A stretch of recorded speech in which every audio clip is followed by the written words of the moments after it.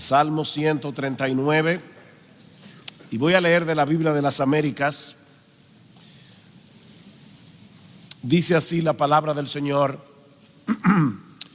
Oh Señor, tú me has examinado, me has escudriñado y conocido. Tú conoces mi sentarme y mi levantarme. Desde lejos comprendes mis pensamientos. Tú escudriñas mi senda y mi descanso, y conoces bien todos mis caminos. Aún antes de que haya palabra en mi boca, he aquí, oh Señor, tú ya la sabes toda. Por detrás y por delante me has cercado, y tu mano pusiste sobre mí. Tal conocimiento es demasiado maravilloso para mí, es muy elevado, no lo puedo alcanzar. Y aquí está el pasaje, los versículos que vamos a estar exponiendo en esta mañana. ¿A dónde me iré de tu espíritu? ¿A dónde huiré de tu presencia? Si subo a los cielos, he aquí, allí estás tú. Si en el Seol preparo mi lecho, allí estás tú. Si tomo las alas del alba y si habito en lo más remoto del mar, aún allí me guiará tu mano y me asirá tu diestra. Si digo, ciertamente las tinieblas me envolverán y la luz en torno mío será noche, ni aun las tinieblas son oscuras para ti, y la noche brilla como el día. Las tinieblas y la luz son iguales para ti. Vamos a orar. Señor, una vez más nos acercamos a ti en oración porque te necesitamos. El predicador te necesita. Todos los queridos hermanos y hermanas que están en este lugar te necesitan. Necesitamos que tú derrames tu Santo Espíritu mientras tu palabra es predicada, de tal manera que esta palabra pueda ser aplicada con poder en el corazón de cada uno, y que al final de esta exposición Cristo y solo Cristo sea exaltado. Bendícenos, ayúdanos, sorpréndenos, porque te lo pedimos en su precioso nombre. Amén y amén. En el año 1841, el reverendo William Fox le pidió a la poetisa inglesa Sarah Adams que junto a su hermana Eliza le ayudaran con la publicación de un himnario que él quería usar en su congregación. Sarah escribía la letra, su hermana, que era una gran compositora, componía la música. Estando a punto de concluir el proyecto, el predicador le comentó que le gustaría contar con un himno que pudieran cantar al final del servicio de ese domingo, porque él iba a predicar del encuentro entre Jacob y Esaú. Sara se inspiró en el pasaje del Génesis donde se relata aquel famoso sueño de Jacob en Betel, donde él vio una escalera que llegaba hasta el cielo y ángeles que bajaban y subían de la escalera. Así nació el himno que hoy conocemos como Cerca de ti, Señor. Cerca de ti, Señor, quiero morar, tu grande y tierno amor quiero gozar, etcétera. Ustedes conocen el himno. Aunque no se percibe en la traducción al español, la letra original hace referencia precisamente al peregrinaje de Jacob y al momento en que llega en la noche en Betel y él tiene un sueño, y ese sueño, esa escena, la autora la aprovecha para expresar ese deseo de disfrutar de la bendición de estar en la presencia misma de Dios, sobre todo cuando estamos atravesando tiempos de aflicción. Acabamos de hecho de cantar el himno Sé tú mi visión, y si notaron, varias de las estrofas hablan de ese anhelo del creyente de poder estar cerca de Dios, de poder estar en la presencia del Señor. Ahora, mis hermanos, ¿cómo encaja la letra de este himno y de estos himnos que nosotros cantamos con la doctrina de la omnipresencia de Dios? Existe la posibilidad de que un ser humano, sea creyente, sea incrédulo, se encuentre lejos de Dios. Bueno, en un sentido sí, en otro sentido no. Y eso es precisamente lo que yo quiero mostrar en esta mañana, una de las cosas que vamos a estar mostrando en esta mañana al considerar la doctrina de la omnipresencia de Dios a la luz del Salmo 139, específicamente los versículos 7 al 12. Uno de los rasgos más sobresalientes de ese salmo es cómo el salmista aborda el tema de los atributos de Dios. No como una doctrina interesante sobre la que vale la pena disertar, sino como un asunto de profundo interés personal y eminentemente práctico.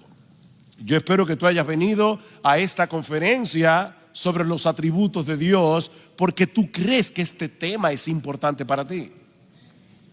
Este salmo es un tratado de teología aplicada. Lo que este hombre conocía de la omnisciencia de Dios, versículos 1 al 6, de la omnipresencia de Dios, versículos 7 al 12, del poder omnipotente de Dios, tenía un impacto determinante en su vida cotidiana. Noten el versículo 6 una vez más: tal conocimiento es demasiado maravilloso para mí, es muy elevado, no lo puedo alcanzar. Versículo 14: te alabaré. Ven la reacción del salmista: te alabaré porque asombrosa y maravillosamente he sido hecho. Maravillosas son tus obras y mi alma lo sabe muy bien. Versículo 17: cuán preciosos también son para mí, oh Dios, tus pensamientos. Cuán inmensa es la suma de ellos. Si los contara, serían más que la arena. Al despertar, aún estoy contigo. Si los contara, serían más que la arena, dice el salmista. Eso es lo que esperamos que suceda durante toda esta conferencia. Que tú salgas de este lugar con este sentimiento, con esta expectativa. Y es a lo que yo espero contribuir en la sesión de esta mañana al hablar acerca de la omnipresencia de Dios. Veamos en primer lugar el alcance de la presencia de Dios. Versículo 7 nuevamente: ¿a dónde me iré de tu espíritu? ¿A dónde huiré de tu presencia? David está planteando aquí una pregunta hipotética. ¿Existe alguna posibilidad de que podamos escapar de Dios? ¿Hay algún lugar en todo el universo creado en el que podamos escondernos de Él? Y la respuesta, obviamente, mis hermanos, es un rotundo no, porque no existe ningún espacio en todo el universo en el que Dios no esté. Decía el puritano Edward Leite: Dios no está encerrado en ningún lugar ni excluido de ningún lugar. Dios no está encerrado en ningún lugar ni excluido de ningún lugar. Si hubiera algún lugar en el universo en el que Dios no esté, ese sería el límite de Dios. Pero todos sabemos que nuestro Dios es infinito. Todos sabemos que nuestro Dios es inmenso.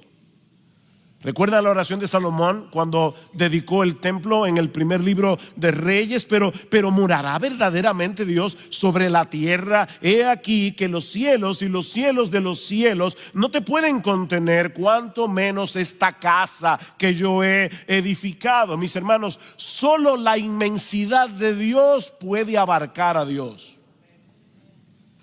Ahora, cuando hablamos de la omnipresencia de Dios, lo que estamos diciendo no es únicamente que Dios sea tan y tan grande que trasciende toda limitación espacial. Y obviamente Él es así de grande. Pero al hablar de su omnipresencia, estamos afirmando algo mucho más sorprendente. La palabra latina omni significa todo.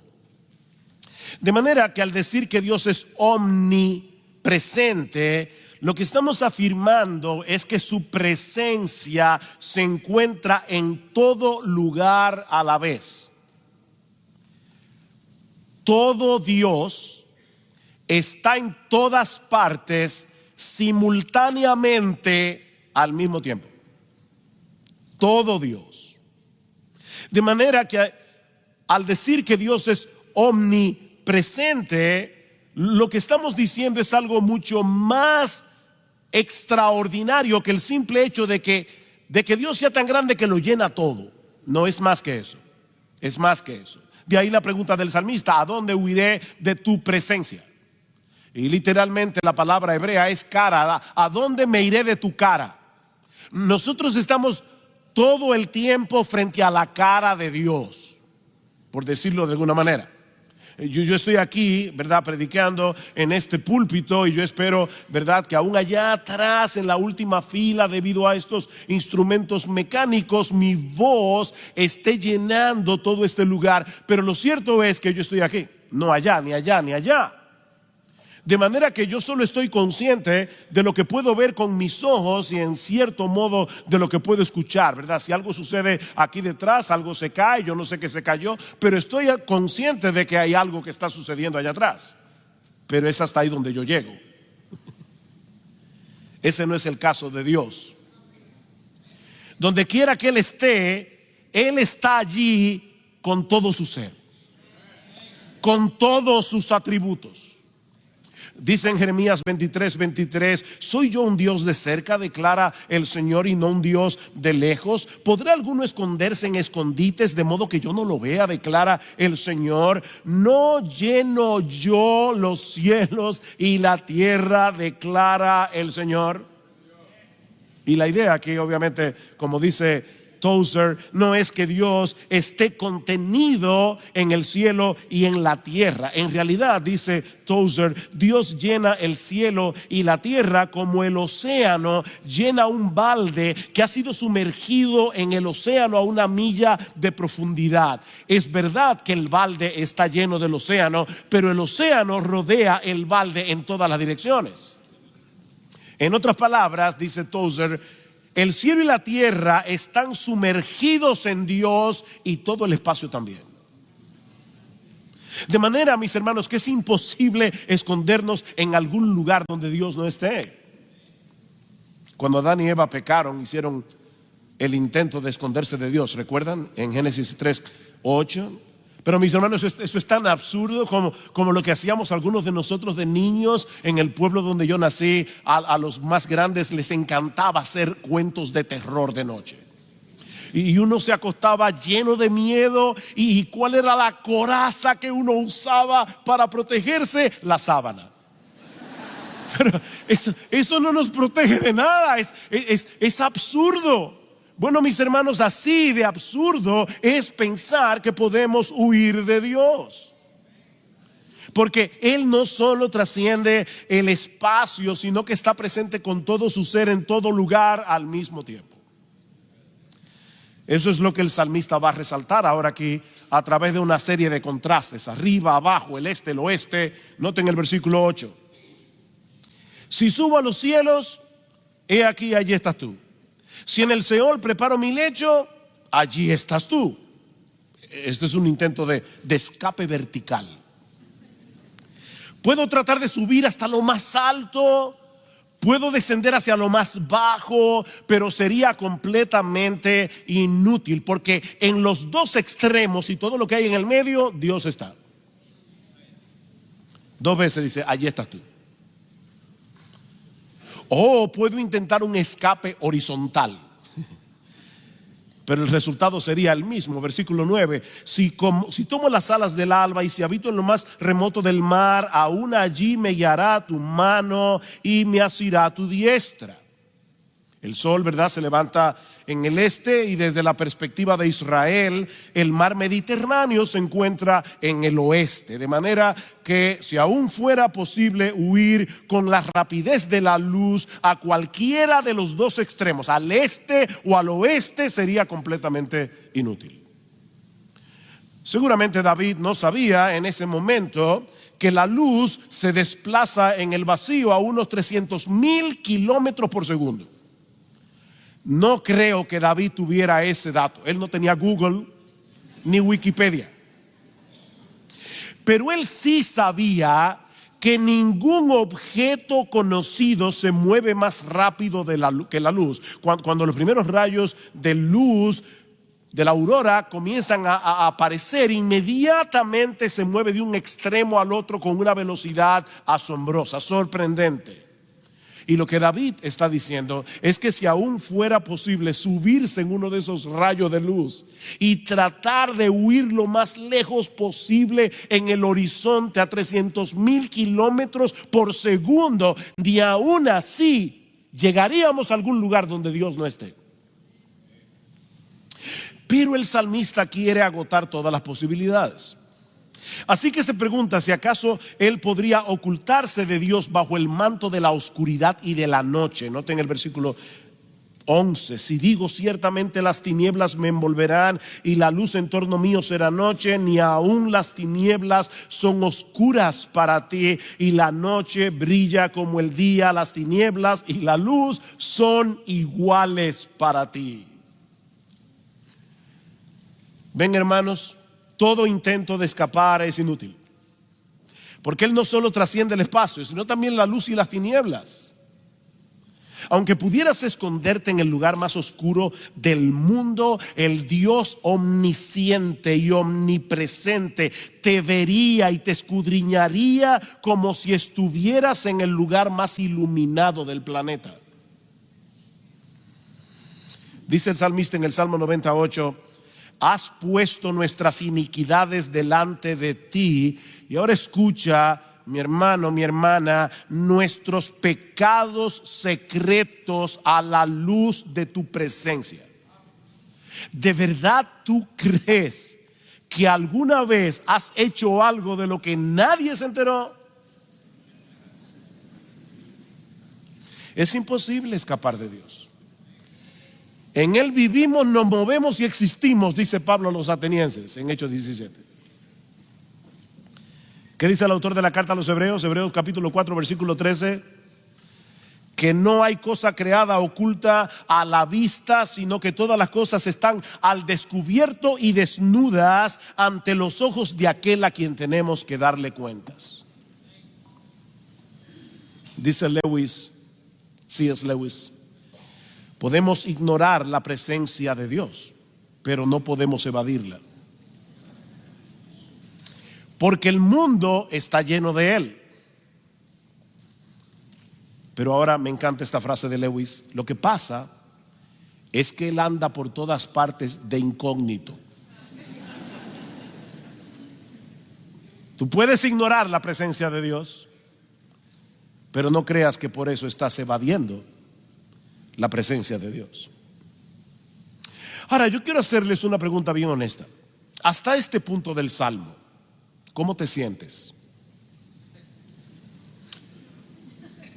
Porque cuando uno lee el Salmo, solamente ese texto, esa parte del Salmo, uno puede sentirse como el famoso personaje de Jean Valjean de Los Miserables, perseguido por el inspector Javert. No puedo escapar. Y puede producirte una especie de paranoia cósmica. No puedo escapar.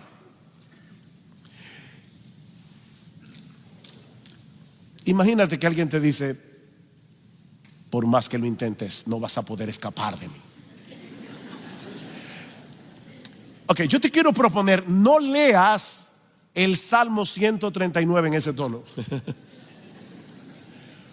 ¿Qué tal si estas palabras las dijera el Dios de amor, el Dios de toda bondad, que le dice a uno de sus hijos: hijo mío, no trates de escapar de mí, porque yo te amo tanto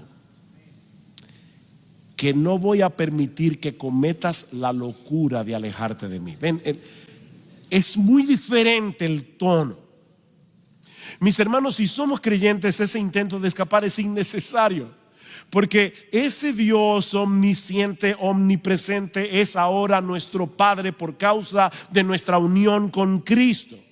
Todos los que hemos sido perdonados y reconciliados con Él, no tenemos motivo para vivir aterrorizados por el hecho de vivir en la presencia de Dios. Pensemos en una pareja de esposos que se aman mutuamente. Debemos suponer, ¿verdad?, que van a querer pasar tiempo juntos. Y yo no me imagino a un esposo que ama profunda y genuinamente a su esposa pensando, ¿qué problema con esta mujer? Ahora quiere andar conmigo todo el día y no puedo pecar libremente, no puedo ni siquiera mirar a otra mujer. No tiene sentido. No tiene sentido. Bueno, mis hermanos, así de absurdo sería si alguien que profesa conocer al Dios lleno de gracia y de bondad, que en Cristo ha venido a ser nuestro Padre solo por gracia, solo por medio de la fe, quisiera mantenerlo lejos o a una distancia prudente para poder pecar con tranquilidad. No tiene sentido. Para el creyente no existe un privilegio más grande ni un consuelo más profundo que el hecho de saber que estemos donde estemos, estamos en la misma presencia de Dios. Su mano nos guía y nos protege, no importa dónde estemos. Versículo 10. Si tomo las alas del alba, si habito en lo más remoto del mar, aún allí me guiará tu mano y me asirá tu diestra. ¿Qué dice David en el Salmo 16? Que en la presencia de Dios hay plenitud de gozo, delicias a tu diestra para siempre. Ahora, el incrédulo sí tiene todas las razones del mundo para vivir aterrado ante la presencia de Dios. Porque si bien es cierto que Dios está completamente presente en todo lugar, con todos sus atributos, esto no significa que su presencia se manifieste de la misma manera en todo lugar y circunstancia. Lo que nos lleva de la mano a nuestro segundo encabezado. Ya vimos el alcance de la presencia de Dios. Veamos ahora en segundo lugar las diversas manifestaciones de la presencia de Dios. Todo Dios está en todo lugar al mismo tiempo, pero obrando de diversas maneras. Por ejemplo, un hombre puede estar trabajando en su casa a través de la computadora, trabajando a distancia, virtualmente, mientras vigila a su bebé de 1 año que está acostado en la cuna y mientras espera la llamada de su esposa que ha salido a hacer una diligencia y él tiene que salirla a buscar cuando ella termine. Ven, como empleado, él está en ese lugar trabajando. Como padre, él está en ese lugar cuidando al bebé. Como esposo, él está en ese lugar esperando la llamada de su esposa. Un hombre, un ser humano común y corriente, haciendo varias cosas a la vez. Bueno, mis hermanos, en un sentido infinito, Dios está presente en todo lugar, pero haciendo un montón de cosas a la vez, algunas de ellas muy disímiles entre sí. Por un lado, Dios está presente en todo lugar sustentando su creación. Sustentando su creación. Todas las cosas creadas se mantienen existiendo y funcionando porque Dios está presente en cada una de ellas. No son las leyes de la naturaleza lo que mantiene a este universo funcionando. Es nuestro bendito Señor y Salvador. Dicen Colosenses 1:17 que es por medio de Cristo que todas las cosas se mantienen cohesionadas o formando un todo coherente. Y el autor de la carta a los Hebreos nos dice que Él es quien sustenta todas las cosas con la palabra de su poder o con su palabra poderosa. Cristo está ahí. Pero la Biblia también enseña que Dios está presente en todo lugar por medio de su autoridad y su justicia divina para juzgar y castigar al malo conforme a sus obras. Por ejemplo, dice en Génesis 18:21 que Dios descendió sobre Sodoma y Gomorra. La idea obviamente no es que Dios estaba confinado al cielo y ahora tuvo un movimiento, ¿verdad? Él se movió del cielo a la tierra. No, hermanos, esto es lo que se conoce como un lenguaje antropomórfico. El autor de la escritura nos está hablando en un lenguaje que tú y yo podamos entender. Pero lo que esto quiere decir es que el Dios omnipresente había decidido traer sus justos juicios sobre Sodoma y Gomorra por causa de sus pecados. Dios no se había movido de lugar. pero su juicio iba a descender sobre ellos para destruirlos. La separación que hay entre Dios y los incrédulos no es geográfica, es relacional. ¿Está el impío lejos de Dios? Sí y no. Sí, relacionalmente, no geográficamente. El impío también está en la presencia de Dios. ¿Han visto ustedes a esos esposos que tienen un problema y están en la misma habitación, pero relacionalmente están a 1000 kilómetros de distancia? Es diferente esta cercanía. Ahora, la Biblia enseña también que Dios está presente, y ese es el uso más común de la expresión la presencia de Dios en la Biblia. Dios está presente en medio de los suyos para bendecirlos con toda bendición espiritual en los lugares celestiales en Cristo. ¿Recuerdan lo que decía el hermano Alejandro Pelufo ayer? Como el punto de Éxodo 32, 33 era el hecho de la presencia de Dios. La presencia de Dios, comparando la condición de los efesios antes y después de su conversión, Pablo les recuerda en Efesios 2:12 que cuando ellos no eran creyentes, estaban separados de Cristo, alejados de la ciudadanía de Israel, ajenos a los pactos de la promesa, sin esperanza, sin Dios en el mundo. Pero ahora en Cristo Jesús, vosotros que en otro tiempo estabais lejos, habéis sido hechos cercanos por la sangre de Cristo.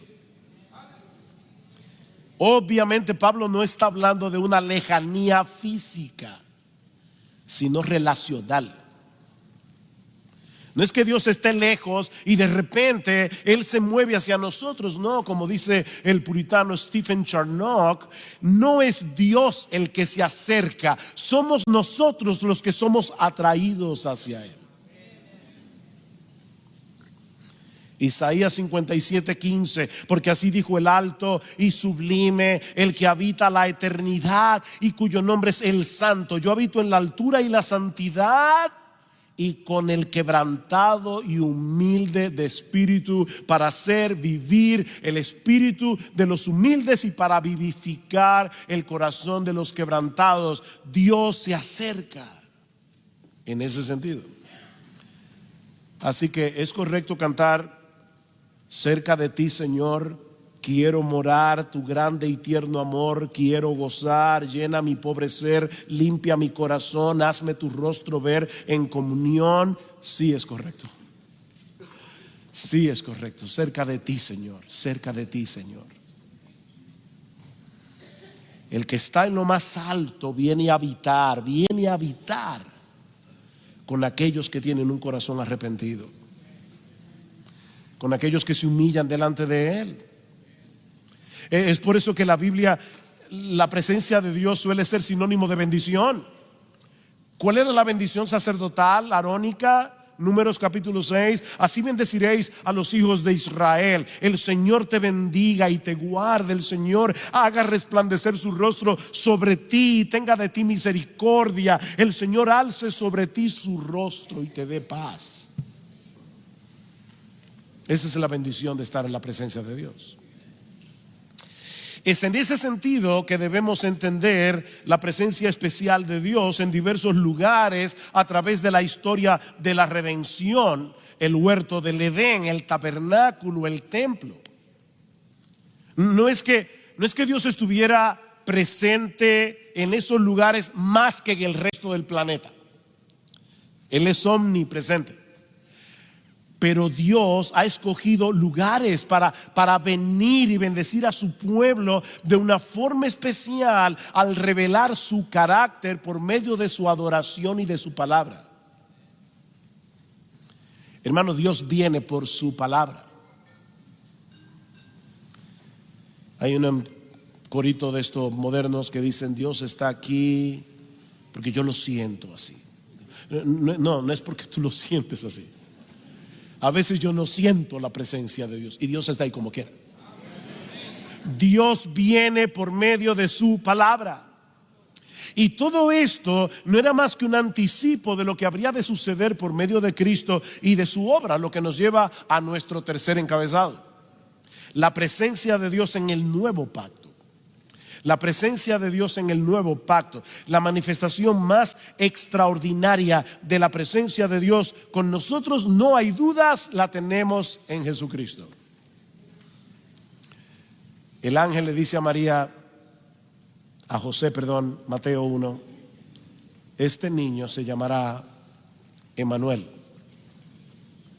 Emmanuel, Dios con nosotros. A través del Antiguo Testamento Dios había hecho una serie de pactos con su pueblo, es decir, promesas a las que Dios había añadido un juramento. ¿Y cuál era la promesa de las promesas? ¿Cuál es la promesa esencial de todos esos pactos? Yo seré vuestro Dios y ustedes serán mi pueblo. O como dice en Levítico 26:12, y esta es la versión que más me gusta, dice: andaré entre vosotros y seré vuestro Dios y vosotros seréis mi pueblo. Andaré entre vosotros. Mis hermanos, ¿a qué les suena eso? En el principio era el verbo era con Dios, el verbo era Dios, y aquel verbo se hizo carne, fue hecho carne, puso su tabernáculo entre nosotros, moró entre nosotros y vimos su gloria, gloria como lo del unigénito Hijo de Dios. El Dios Todopoderoso, la segunda persona de la Trinidad, se hizo hombre y anduvo entre nosotros.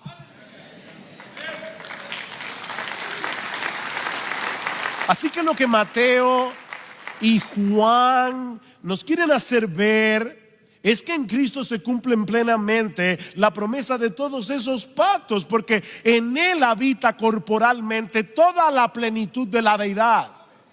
Colosenses 2. Wow, hermanos.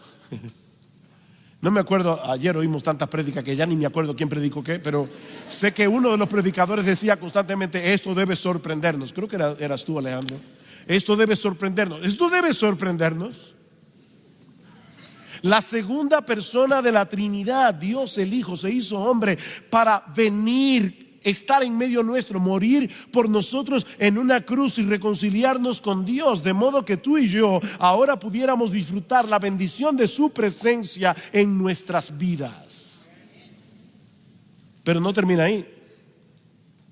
Él ascendió a los cielos después de su muerte y su resurrección, pero nos envió su Espíritu. ¿Recuerdan cuando el Señor dice en el aposento alto: yo no os dejaré huérfanos, vendré a vosotros? Él no está hablando allí de la segunda venida, Él está hablando de la venida de su Espíritu. Yo no pienso dejarlos huérfanos, yo vendré a vosotros. Así que por causa de Jesús, nosotros, tú y yo, somos morada de Dios. Somos templos del Dios viviente. O sea, recuerdan Juan 14: no se turbe vuestro corazón, creéis en Dios, creed también en mí. En la casa de mi Padre muchas moradas hay. Yo voy a venir a llevarlos conmigo. Lo que Cristo está diciendo es: hay moradas, ya están listas, hay lugar para nosotros en el cielo. Pero en lo que llegamos a la morada de Dios, ¿saben lo que voy a hacer? Le dice Jesús: yo voy a traer esa morada a vosotros, a vuestro corazón. Él trajo su morada por medio de su Espíritu, mientras aguardamos el cumplimiento de Apocalipsis capítulo 21 versículo 3. He aquí el tabernáculo de Dios con los hombres, y Él morará con ellos, y ellos serán su pueblo, y Dios mismo estará con ellos como su Dios. ¿Y saben lo que sucederá, mis hermanos? En ese momento enjugará Dios toda lágrima de los ojos de ellos, y ya no habrá muerte, ni habrá más llanto, ni clamor, ni dolor, porque las primeras cosas pasaron. Ese será el clímax de la vida bienaventurada, cuando podamos disfrutar de la presencia de Dios en cuerpos glorificados, sin el estorbo del pecado. Qué triste, ¿verdad, hermanos? Estamos aquí en este cuerpo de muerte. Esta mañana, obviamente, como decía el hermano Luis, estamos cansados. Esta conferencia es una bendición, pero cansa. Y esta mañana cuando nos despertamos y uno trata de poner su corazón, ¿verdad?, para lo que va a hacer, y en una tuve que decirle: Señor, por favor, ayúdame, porque estoy tratando de orar, pero mi mente está divagando, estoy cansado. En el cielo no divagaremos más. Estaremos contemplando sin estorbo la gloria del Señor en la persona de Jesús por los siglos de los siglos. No por 2 días en una conferencia. ¿Se dan cuenta, mis hermanos, la importancia de esta doctrina? Aquí y ahora, esto no es una mera abstracción académica. Vivimos en la presencia de Dios. Y eso tiene implicaciones. Lo que nos lleva a nuestro último encabezado, y que veremos mucho más brevemente: las aplicaciones prácticas de la presencia de Dios. En primer lugar, mis hermanos, esta doctrina es fundamental para nuestra lucha con el pecado y nuestro crecimiento en santidad. Esta doctrina es fundamental para nuestra lucha contra el pecado y para nuestro crecimiento en santidad. Recordar que vivimos constantemente en la presencia de un Dios 3 veces santo será un poderoso incentivo para decirle no a las tentaciones. Será un poderoso incentivo para vivir para la gloria de Dios. Éxodo 20 es uno de esos textos que me asombran, sobre todo el primer mandamiento: no tendrás dioses ajenos delante de mí. ¿Escuchan lo que le dice Dios a su pueblo aplicando su omnipresencia? No tendrás dioses ajenos delante de mí. Cada vez que nosotros sustituimos a Dios por un ídolo, lo que estamos haciendo es exactamente lo mismo que un marido infiel que pone la foto de su amante en la cabecera de la cama de su lecho nupcial, para que su esposa vea la foto de su amante cada vez que despierta. Dios está diciendo: no tendrás dioses ajenos delante de mí.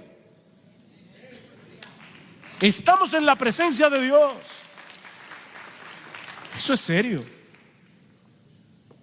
Todo lo que hacemos lo hacemos en la cara de Dios, y con Dios morando en nuestro corazón. ¿O ignoráis que vuestro cuerpo es templo del Espíritu Santo, el cual está en vosotros, el cual tenéis de Dios, y que no sois vuestros? 1 Corintios 6:19. Glorificad pues a Dios en vuestro cuerpo y en vuestro espíritu, porque ambos son de Dios. Somos templo del Espíritu Santo. Pero en segundo lugar, esta doctrina es un gran consuelo en medio del dolor y de la aflicción. Una de las cosas más terribles que uno puede sentir cuando está en medio del dolor es la soledad. Tenemos gente alrededor, pero uno percibe: no me entienden, no entienden mi dolor. Y por lo tanto, yo puedo estar rodeado de personas, pero me siento solo. Mi hermano, mi hermana, tú no estás solo. Tú eres un hijo de Dios. Tú no estás solo. La mano de Dios está sobre nosotros en todo momento y circunstancia, pero de manera particular en medio del sufrimiento. En medio del sufrimiento. Claman los justos y el Señor los oye. El Señor los oye y los libra de todas sus angustias. Salmo 34, 17. Cercano está el Señor a los quebrantados de corazón y salva a los abatidos de espíritu. ¿No está cerca Dios del que tiene gozo? Claro que sí. Podemos disfrutar a Dios en el gozo, pero el salmista quiere recordarnos, porque en el gozo es fácil recordar que estamos en la presencia del Señor, pero no siempre en el dolor. Y por eso el salmista nos está diciendo: no lo olvides, cercano está el Señor a los quebrantados de corazón. Su presencia especial está con aquellos que claman a Él en medio del dolor, para venir a consolarlos y fortalecerlos. Piensa en el ejemplo de José, vendido por sus propios hermanos, encarcelado injustamente, lejos de su familia, pero allí en ese país extraño, lejos de su padre. ¿Qué dice Génesis 39, 21? Pero el Señor estaba con José. Y eso hace toda la diferencia. En tercer lugar, esta doctrina debe ser un incentivo para tener comunión con Dios y para depender continuamente de Él en oración. Sobre todo cuando estamos haciendo su obra, sobre todo cuando estamos cumpliendo la gran comisión. Él ha prometido estar con nosotros todos los días hasta el fin del mundo. Sobre todo cuando estamos cumpliendo la encomienda de hacer discípulos. Porque es donde se encuentra esa promesa, Mateo 28. Así que no estamos solos cuando estamos haciendo la obra del Señor, y podemos depender de Él. Ustedes no se imaginan, mis hermanos, lo que siente un predicador cuando ya están cantando el último himno y sabe que en unos segundos viene aquí a predicar. De verdad, ustedes no se imaginan lo que es eso.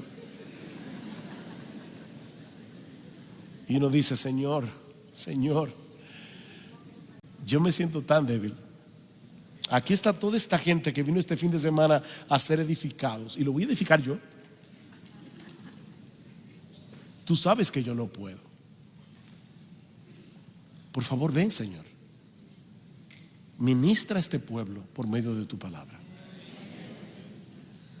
En cuarto lugar, la omnipresencia de Dios debe ayudar a los creyentes a luchar con el temor. A luchar con el temor. Tenemos tantos temores, ¿verdad? Tantas dudas, tanta perplejidad. Le preguntaron una vez a alguien: ¿es usted creyente? Y dijo: no, yo soy dudante. Yo vivo luchando con tantas dudas, con tanto temor. ¿Tú quieres luchar eficazmente contra el temor? ¿Cómo se sostuvo Moisés delante de Faraón, el hombre más poderoso de la tierra? Porque él estaba viendo al invisible.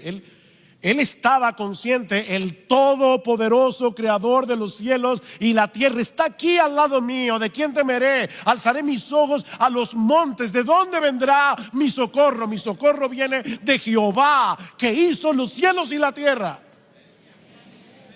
Él no duerme, no descansa, no toma siesta, siempre está aquí.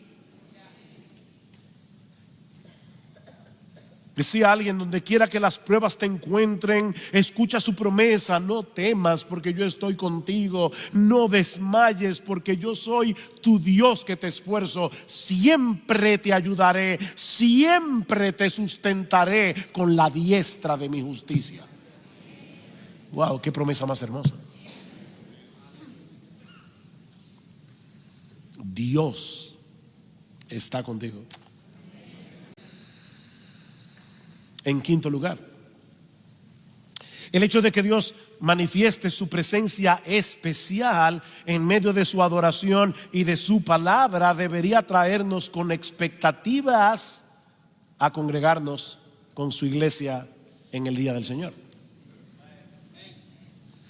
Porque Así como Dios estuvo en el huerto del Edén, así como estuvo en el tabernáculo, así como estuvo en el templo, bueno, mis amados hermanos, la iglesia congregada es la casa del Dios viviente, dice Pablo en 1 Timoteo capítulo 3, versículo 15. Y no es que haya más esencia de Dios en este lugar que la que puede haber allá afuera. No, la esencia de Dios lo llena todo. Pero Dios viene a bendecir a su pueblo por medio de su palabra cantada, orada y predicada. Nosotros debemos cantar la palabra, orar la palabra y predicar la palabra. Y cuando esa palabra está siendo orada, cantada, predicada, Dios viene por medio de su palabra a bendecir a su pueblo. Alguien decía que la predicación, oigan eso hermanos, la predicación le da pies y manos al Cristo vivo. Y Él viene a través de su palabra a bendecir a su pueblo.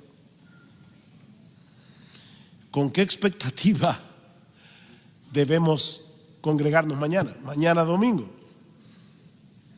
Cada domingo debemos venir con un corazón preparado, con un corazón expectante para encontrarnos con Dios, para escuchar su voz a través de su palabra predicada. Su voz a través de una voz humana. Nunca, yo no sé si los hermanos que están aquí me pueden ayudar con eso, pero yo nunca he entendido la predicación. Y tengo 41 años predicando. Nunca he entendido cómo es que Dios usa la voz de un ser humano que está predicando su palabra para hablarle a su pueblo.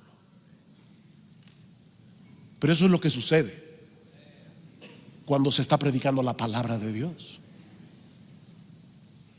El que a vosotros oye, a mí me oye, dice Jesús. Así dice el Señor: el cielo es mi trono, la tierra el estrado de mis pies. ¿Dónde pues está la casa que podríais edificarme? ¿Dónde el lugar de mi reposo? Todo esto, dice Dios, lo hizo mi mano, y así todas estas cosas llegaron a ser, declara el Señor. Pero, esos benditos peros de la Biblia. Pero a este miraré, al que es humilde y contrito de espíritu y que tiembla ante mi palabra. ¿Tú quieres disfrutar de una íntima y deleitosa comunión con Dios? Acércate con un espíritu humilde y con un corazón sensible para escuchar su voz a través de la exposición de su palabra. Y finalmente,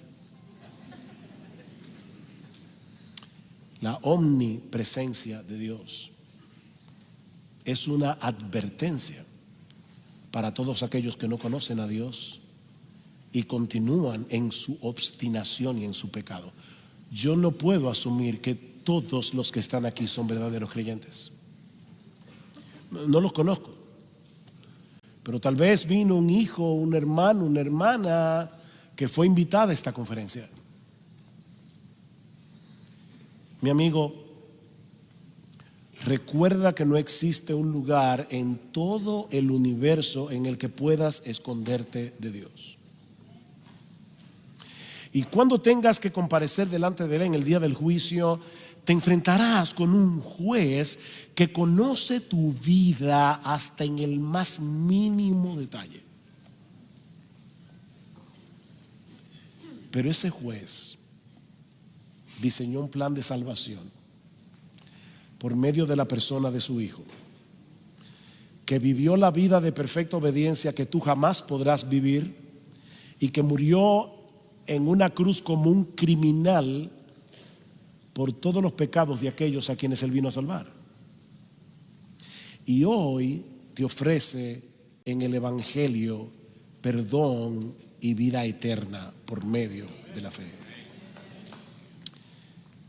Mi amigo, no sigas tratando de huir de Dios, huye hacia Dios. Huye hacia Dios. Ven y refúgiate en Cristo por la fe, porque en Él hay perdón, en Él hay misericordia. En el texto que citaba nuestro hermano ayer, Éxodo capítulo 34, ese es un texto, incomprensible. En una misma línea dice que Dios no puede dar por inocente al culpable. Dios no puede pasar por alto nuestros pecados. Él no puede hacer eso. Pero al mismo tiempo dice que Él perdona la iniquidad, la rebelión y el pecado. ¿Cómo podemos conectar en una misma línea? Yo nunca daré por inocente a un culpable y al mismo tiempo yo perdono. Tenemos que meter a Cristo en la ecuación. ¿Por qué? Dios, nuestro Dios, nunca tendrá por inocente a un culpable, pero castigó a un inocente que voluntariamente cargó con nuestros pecados. Y hoy en el Evangelio te ofrece vida eterna, perdón por medio de la fe. Oh bendito, glorioso Señor y Salvador Jesucristo, el que te estamos presentando aquí hoy. Por eso termino con este texto. Amigo que estás aquí sin Cristo, probad y ved que el Señor es bueno. Cuán bienaventurado es el hombre que en Él se refugia. Todos los que en Él confían. Confía en Jesús. Arrepiéntete de tus pecados y confía en Jesús. Solo en Jesús, solo en Jesús, solo en Jesús. Porque no hay otro nombre bajo el cielo dado a los hombres en el cual podamos ser salvos, excepto en ese precioso, bendito, exaltado nombre de nuestro bendito Señor y Salvador. Vamos a orar. Padre, gracias por habernos dado en esta mañana una vez más la oportunidad de predicar tu palabra. Gracias, oh bendito Señor, por revelarnos quién eres tú y cómo eres tú a través de tu palabra. Gracias, oh Señor, porque sabemos que podemos contar con tu presencia cada minuto, cada segundo de nuestra vida, porque tú no mientes. Pero gracias por Cristo, porque esa presencia hoy es para nosotros motivo de gozo, de consuelo, de alegría, de bendición. Alabado seas, oh bendito Dios.